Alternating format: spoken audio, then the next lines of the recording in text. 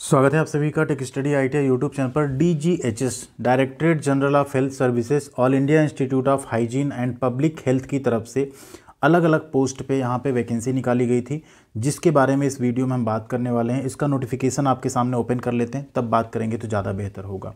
आप सब ने इसका फॉर्म जरूर भर दिया होगा। अगर नहीं भरा है तो फॉर्म भरने का वीडियो भी हमने चैनल पर बना दिया, उसे आप सर्च करके ज़रूर एक बार फॉर्म भर दीजिएगा। इसका मोबाइल फ़ोन से ही आप आसानी से फॉर्म फिलअप कर सकते हैं। सबसे बड़ी बात है, बहुत ही बेहतरीन नौकरी है, सरकारी नौकरी है। आज बात करेंगे इस वीडियो में इसके एग्जामिनेशन पैटर्न और सिलेबस के बारे में। पूरा वीडियो देखेंगे तभी आपको यहाँ पे पूरी क्लैरिटी आ पाएगी, क्योंकि इसका ऑफिशियल सिलेबस कुछ भी अभी जारी नहीं किया गया है। हमने HLL जो है यहाँ पे एग्ज़ाम जो DGHS का कंडक्ट कराएगा, इसी का एक और नोटिफिकेशन था, उसे प्लस जो नोटिफिकेशन उन दोनों को कंसीडर करके यहाँ पे सिलेबस आपसे डिस्कस करने वाले हैं। तो चैनल पे नए हैं तो प्लीज़ सब्सक्राइब कर लीजिएगा चैनल को, एंड साथ में बेल आइकन को भी दबा लीजिएगा और नोटिफिकेशन हमेशा आपको मिलती रहे जिससे। एंड वीडियो को लाइक व शेयर जरूर कीजिएगा। और ऐसी सभी अपडेट व इन्फॉर्मेशन के लिए हमारा tech study ITI Telegram channel है। अप्रॉक्स 19,000 से ज़्यादा बच्चे वहाँ जुड़ चुके हैं, आप भी उसका एक हिस्सा जरूर बनिएगा। तो देखिए यहाँ पे वैकेंसी है DGHS की तरफ से, जो कि 10 नवंबर को इसका नोटिफिकेशन आया था। डिटेल में हमने वीडियो बना दिया था, फिर हमने फॉर्म भरने का भी वीडियो बना दिया। इसमें अलग अलग पोस्ट है, जिसमें कुछ में MSc कुछ में BSc मांगी गई है। उसी क्रम में एक पोस्ट ऐसी थी जो थी यहाँ पे फील्ड वर्कर की पोस्ट। कौन सी पोस्ट थी? फील्ड वर्कर की पोस्ट है। टोटल 140 पोस्ट की वैकेंसी है। 90 यहाँ पे कैटेगरी वाइज डिवाइड कर दिया गया वैकेंसी को। इसमें 10वीं पास कैंडिडेट फॉर्म भर सकते हैं, जिनकी एज 18 से 25 साल हो और आपने 10वीं पास की हो, फ्रेशर हो, बिना किसी एक्सपीरियंस के आप ये फॉर्म भर सकते हैं। तो स्पेशली यहाँ पे इसी के सिलेबस की चर्चा करेंगे, बाकी का भी सिलेबस आपको इसी से क्लियर हो जाएगा यहाँ पे। एंड इसी के अलावा यहाँ बात करें, कुछ और पोस्ट हैं, उनको भी आप देख सकते हैं। कुछ ऐसी पोस्ट हैं जिसमें ITI के कैंडिडेट्स भी अप्लाई कर सकते हैं, ठीक है। तो उसकी भी हमने चर्चा की थी वहाँ पे, जिसमें ITI वाले छात्र अप्लाई कर पाएंगे, उस भर्ती की भी चर्चा की थी। एंड जो 10वीं पास की है उस पर भी हमने यहाँ पे चर्चा की थी। जैसे ये देखिए, वर्कशॉप अटेंडेंट की पोस्ट है। इसमें ITI के कैंडिडेट्स भी फॉर्म भर सकते हैं, जिन्होंने ITI कर लिया हो 10वीं के बाद, बिना किसी एक्सपीरियंस के आप लोग ये फॉर्म भर सकते हैं। 18 से 25 साल यहाँ पे भी एज रखी गई है, ठीक है। इसी तरीके से और एक ITI पास की कुछ पोस्ट थी, उसे आप लोग वो पूरा वीडियो देखेंगे, नोटिफिकेशन ये देख लेंगे तो आपको और क्लियर हो जाएगा। यहाँ भी देखिए, कटिंग स्विंग में अगर आपने ITI की है, 1 साल का एक्सपीरियंस है, तो आप टेलर वाली पोस्ट पे भर सकते हैं। इसी तरह से यहाँ कुछ एक वैकेंसी ऐसी थी जिसमें कि सिर्फ महिलाओं के लिए वो वैकेंसी थी, वो भी काफ़ी अच्छी थी, तो वो लोग भी आप लोग देख लीजिएगा। कई सारी वैकेंसी यहाँ पे जारी की गई थी। अब यहाँ हम बात करेंगे डिटेल में इसके सिलेबस और एग्जामिनेशन पैटर्न के बारे में, क्योंकि ये वैकेंसी सब नई तरह की वैकेंसी अभी ये जारी की गई है। इसके पहले के जो भी एग्जामिनेशन हुए हों, अभी इसका जो एग्जामिनेशन होगा, देखिए यहाँ पे दिया है कि कंप्यूटर बेस्ड एग्जामिनेशन होगा आपका, ठीक है। ओनली इंग्लिश और हिंदी में कंडक्ट कराए जाएंगे, कंप्यूटर बेस्ड एग्जामिनेशन होंगे यहाँ पे। तो ये यहाँ पे पहले ही क्लियर कर दिया गया, एग्ज़ाम जो होंगे आपके कंप्यूटर बेस्ड होंगे। अब कंप्यूटर बेस्ड एग्जाम होंगे तो उसका पैटर्न और सिलेबस क्या होगा, उसकी यहाँ पे चर्चा करते हैं। एग्ज़ाम के जो सेंटर्स हैं आपके कहाँ कहाँ रहेंगे? Delhi NCR, Chennai, Bangalore, Mumbai, Lucknow, Ranchi, Chandigarh, Guwahati and Kolkata.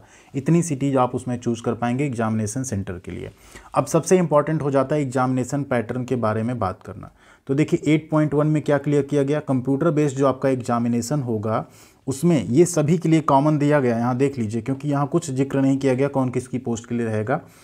आपके टोटल मल्टीपल चॉइस क्वेश्चंस होंगे। नंबर ऑफ क्वेश्चन कितने होंगे? 60, ठीक है। ईच क्वेश्चन, एक क्वेश्चन कितने नंबर का होगा? 4 नंबर का, मतलब टोटल पेपर आपका कितना हो गया? 240 नंबर का। टाइम आपको कितना मिलेगा इसमें? तो टाइम आपको मिलेगा 60 मिनट का, मतलब एक क्वेश्चन के लिए आपको 1 मिनट दिया जाएगा। सभी क्वेश्चन मल्टीपल चॉइस होंगे, इंग्लिश और हिंदी दोनों में होंगे। नेगेटिव मार्किंग 1 नंबर की, यानी 1/4 की नेगेटिव मार्किंग है। 0.25 की यहाँ पे नेगेटिव मार्किंग आप कह सकते हैं, या 1/4 यानी 1 नंबर की है, क्योंकि एक क्वेश्चन कितने का? 4 नंबर का। तो अगर आप गलत करते हैं तो 1 नंबर आपका कट जाएगा। ये हो गया आपका यहाँ पे मार्किंग से रिलेटेड, यानी नेगेटिव मार्किंग आपकी इसमें रहने वाली है। और जो आपका एग्ज़ाम होगा उसकी आंसर की भी जारी की जाएगी, स्कोर कार्ड जारी किए जाएंगे, बट रीचेकिंग या इवैल्यूएशन ये सब यहाँ पे जो है आप नहीं कर पाएंगे। अब यहाँ बात करें सिलेबस की, ये तो हो गया पैटर्न आपका। 60 क्वेश्चन होंगे, 1 घंटे टाइम मिलेगा, एक क्वेश्चन 4 नंबर का होगा, ठीक है। सबसे इंपॉर्टेंट हो जाता है सिलेबस। सिलेबस के लिए यहाँ पे सिर्फ एक लाइन लिखी गई, the syllabus for the examination will be syllabus for the qualifying examination. अब यहाँ पे ये लाइन बहुत कुछ कह रही, सिलेबस एग्जाम का वो होगा जो सिलेबस आपके क्वालिफाइंग एग्जामिनेशन का है। अब क्वालिफाइंग एग्जामिनेशन मान लीजिए फील्ड वर्कर का यहाँ पे है 10th पास। अब 10th में आपके कई सारे सब्जेक्ट होते हैं, हिंदी भी होता है, इंग्लिश भी होता है, ठीक है, मैथ भी रहेगा आपका, साइंस भी रहेगा, साइंस में फिजिक्स, केमिस्ट्री, बायोलॉजी, इसके अलावा आपका सोशल साइंस भी रहेगा, हिस्ट्री भी रहेगा, ठीक है, जिसमें जाग्राफिया, इतिहास, भूगोल आपका सब आ जाता है, ठीक। तो यहाँ पे ये चीज़ कहीं ना कहीं थोड़ी सी क्लियर नहीं हो रही, क्योंकि इस हिसाब से क्या होगा, सिलेबस जैसे जो एमएससी पास है उनका एमएससी के सिलेबस के हिसाब से आएगा, जो आईटीआई पास है उनका सिर्फ आईटीआई आएगा या 10th भी आएगा। तो आईटीआई पास में क्वालिफाइंग एग्जामिनेशन आपका आईटीआई है तो आईटीआई के लेवल के क्वेश्चंस आएंगे जो टेक्निकल होंगे।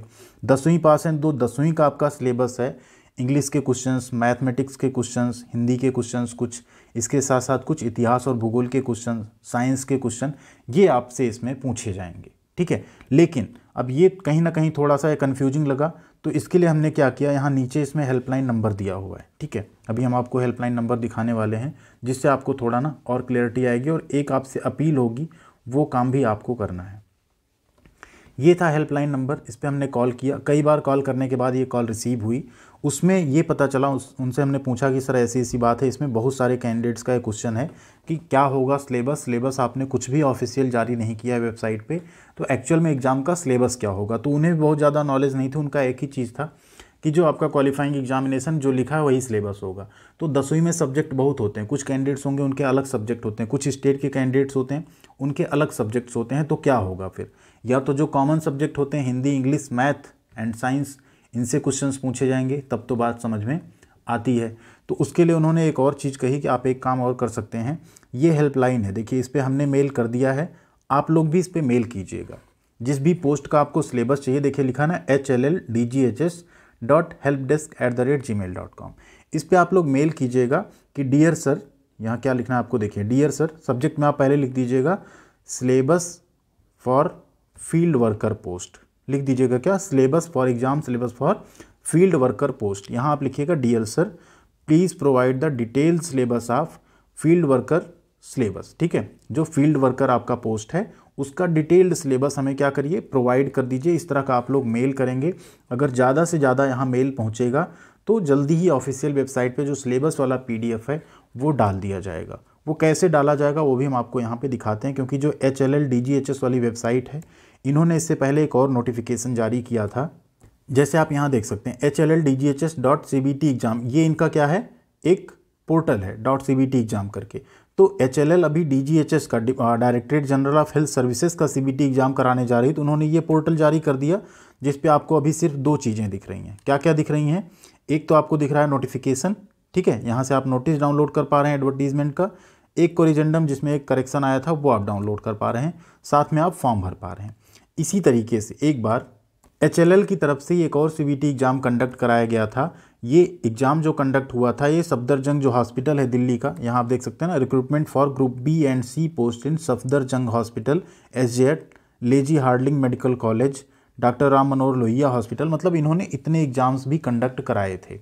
तो यहाँ पे देखो इन्होंने क्या किया, सिलेबस भी डाला हुआ है, ठीक है, आप इसमें अगर देखेंगे तो यहाँ पे इन्होंने सिलेबस भी डाला हुआ है जिससे आप यहाँ से डाउनलोड कर सकते हैं, ठीक। तो इस सिलेबस यहाँ पे अगर हम आपको दिखाएं, ये नोटिफिकेशन में अगर आप आएंगे तो यहाँ नोटिफिकेशन में देखिए इंपॉर्टेंट डेट आपको दिख जाएगी, इसके अलावा इसमें आपको यहाँ पे सिलेबस दिख जाएगा, ठीक है। तो वो सिलेबस आप लोग क्या कर सकते हैं, यहाँ से डाउनलोड कर सकते हैं, जिससे कि आपको पता चल पाएगा कि यहाँ क्या पूछा गया था। हम आपको एक बार सिलेबस यहाँ का डाउनलोड करके दिखा देते हैं, ठीक है। यहाँ सबसे एंड पे आप आएंगे, इस तरह से आपको दिख रहा है ना सिलेबस फॉर CBT एग्ज़ाम, इसका हम ऑफिशियल लिंक जो है वो भी डिस्क्रिप्शन में दे दिया, आप डायरेक्ट यहाँ जाके डाउनलोड कर सकते हैं। तो जब हमने उस सिलेबस को डाउनलोड किया तो हमें यहाँ पे ये मिला, देखिए ये आपका रिक्रूटमेंट था, आपका 2023 में ही आया था, 4/10/2023 को, 4 अक्टूबर 2023 को, group B and C post के लिए। तो इसमें देखिए अभी वहाँ पे उन्होंने लिखा कि जो आपका क्वालिफाइंग एग्ज़ाम है उसके पैटर्न पे आएगा। यहाँ पे देखिए सब कुछ सेम है, 60 क्वेश्चन आएंगे, 4 नंबर के आएंगे, 60 मिनट का एग्ज़ाम होगा, 1 नंबर की नेगेटिव मार्किंग रहेगी, कंप्यूटर बेस्ड एग्जामिनेशन होगा, इंग्लिश हिंदी में होगा।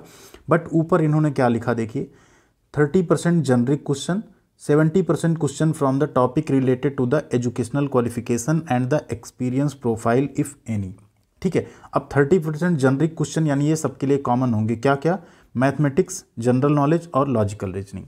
ये था जो सफदरजंग हॉस्पिटल का आया था, इन्हीं के थ्रू कंडक्ट कराया गया था ये, ठीक है। जो HLL है इन्होंने इसको कंडक्ट कराया था। तो 30% का मतलब होता है 60 का अगर आप 30% निकालेंगे तो ये आपका आ जाएगा 18 क्वेश्चन। तो 18 क्वेश्चन आपके क्या हो जाएंगे, मैथमेटिक्स के, जनरल नॉलेज के और लॉजिकल रीजनिंग के। बचे क्वेश्चन कितने, तो क्वेश्चन बचे आपके 42, 7 छंग 42, ठीक है। 70% क्वेश्चन आपके टॉपिक रिलेटेड आएंगे। यानी फील्ड वर्कर के केस में अगर सिलेबस मान लीजिए चेंज भी करते हैं, वैसे आप लोग मेल करिएगा, मैंने भी मेल किया है, अगर सिलेबस चेंज भी होता है तो 42 क्वेश्चन आपके 10वीं के ही आएंगे। अब वो आपके मैथ से हो सकते हैं, साइंस से हो सकते हैं, बायोलॉजी, फिजिक्स, केमिस्ट्री सभी से, एंड हिंदी और इंग्लिश के बेसिक क्वेश्चंस हो सकते हैं, ठीक है। और 30% क्वेश्चन अगर जनरिक आते हैं तो मैथमेटिक्स, जनरल नॉलेज और लॉजिकल रीजनिंग के आएंगे। लेकिन आप लोग मेल जल्दी से जल्दी कीजिएगा। वैसे नोटिफिकेशन में यही लिखा है कि अपने सिलेबस से आएंगे, बट अगर आप मेल कर लेते हैं तो ज़्यादा बेटर रहेगा, क्योंकि दिसंबर में ही इसके एग्ज़ाम भी होने वाले हैं।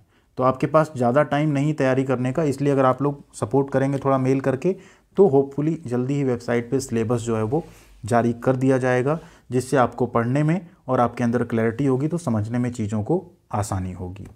तो यहाँ आप देख सकते हैं ये भी HLL की ही वेबसाइट थी, HLL.CBT एग्जाम, ठीक है। यहाँ भी देखिए क्या है, ये design by HLL life care. उस वाली वेबसाइट पे अगर आप चलेंगे जो दूसरा वाला था HLL DGHS, यहाँ भी आप देख सकते हैं ये भी HLL की ही वेबसाइट है। जहाँ तक है CBT एग्जाम वही करवाएंगे, यहाँ डिजाइन बाय HLL DGHS। तो हो सकता है कि सिलेबस वो सेम भी कर सकते हैं, अदरवाइज़ ये अपना सिलेबस वही रख सकते हैं जो इन्होंने नोटिफिकेशन में लिखा है।